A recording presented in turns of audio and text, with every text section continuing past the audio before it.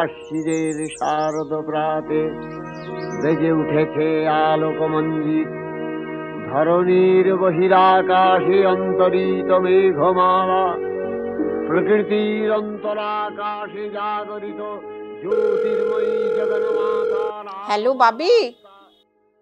কি গো মা, এখন ফোন করলে? শরীর ঠিক আছে তো? হ্যাঁ রে, আমি ঠিক আছি, এত চিন্তা করিস না।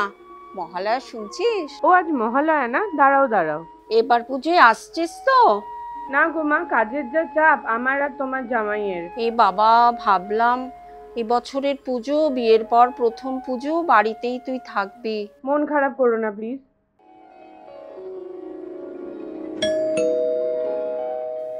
কে এলো দেখ তো।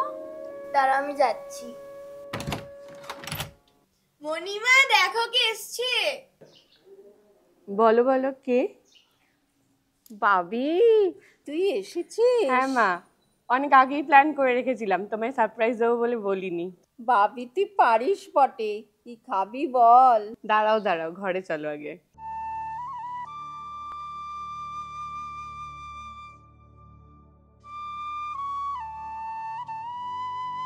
হ্যাপি পুজো মা। বাবা, পাকা গিন্নি হয়েছিস দেখছি, এসব তোর মাথায় আছে?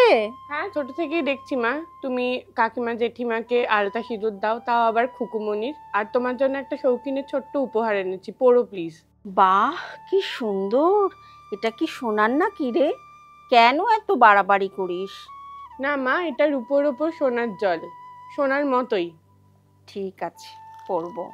হ্যাঁ রে বাবি, এটা কি খুকুমনির আলতা সিঁদুর নতুন এসেছে? হ্যাঁ মা, এটা খুকুমনির হার্বাল ক্লাসিক সিঁদুর আলতা। আর সকলের জন্য? এই তো, এটা খুকুমনি 7 ওশানের new launch skin care product. এটা তোমার আর বৌদিদের জন্য। খুব ভালো লাগছে, তুই বাইরে থেকেও বাঙালির ঐতিহ্যটা এখনো ভুলিসনি।